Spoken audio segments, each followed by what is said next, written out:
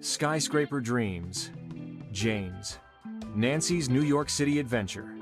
After years of talking about it over dinner and weekend coffee, James and Nancy finally did it.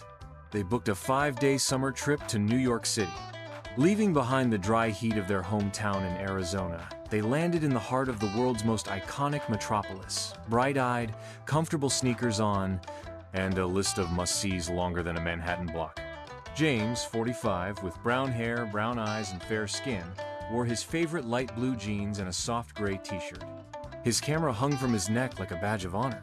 Nancy, 40, with brown hair, brown eyes, and fair skin, looked effortless in dark blue jeans and a navy t-shirt. She was clutching a notebook she called The Adventure List. Day 1. Times Square, Midtown Wonders. Their first steps out of their hotel were like walking into another world. Times Square buzzed around them, neon signs flashing, taxis honking, street performers breakdancing, and tourists spinning in circles with phones in the air.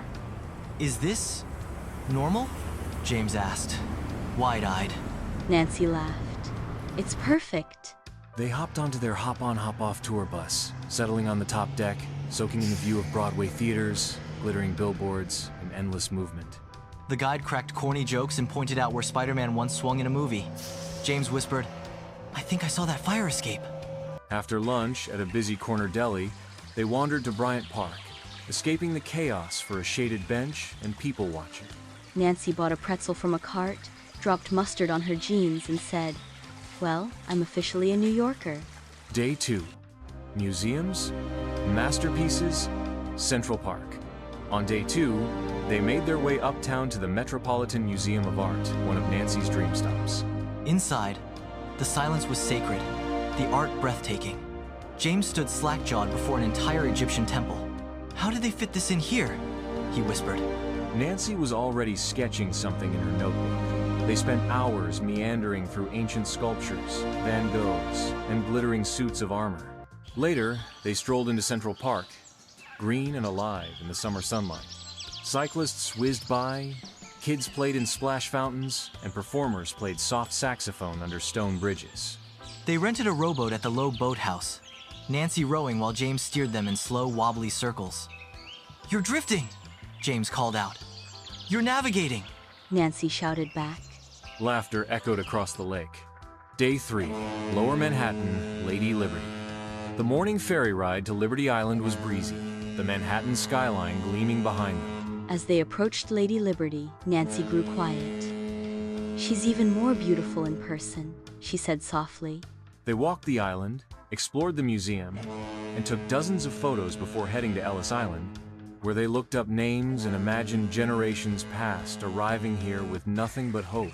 Back in Lower Manhattan, they visited the 9/11 Memorial, a powerful and emotional experience. James held Nancy's hand tightly as they stood by the reflecting pools. To lift the mood, they stopped by a famous pizza joint nearby and devoured 2 slices bigger than their faces. James folded his in half like a local. I've been practicing, he smirked. Day 4.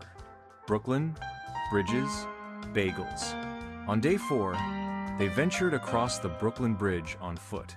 The sun was high, the wind cool, and the city skyline behind them was the kind of view postcards are made for. Nancy stopped every 5 minutes to snap a photo. In Dumbo, they explored cobblestone streets, watched kids run through fountains, and posed with the famous Manhattan Bridge in the background. They grabbed bagels from a local shop. James accidentally ordered one with lox and was surprised by how much he loved it. Cream cheese will never be enough again, he declared. Later, they hopped back on the bus, heading to Williamsburg, where they browsed quirky shops and drank iced coffee from a cafe with no menu. This must be hipster heaven, Nancy joked. Day 5. Empire State, Broadway. Goodbyes. Their final day began at the Empire State Building, where they took the elevator up to the 86th floor. Wind whipped through their hair as they gazed out over the entire city, the streets and yellow taxis tiny below. This is what dreams look like, James said.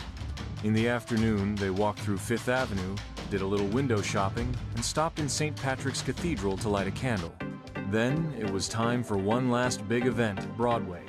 They had front mezzanine seats for a hit musical and could barely sit still during the overture.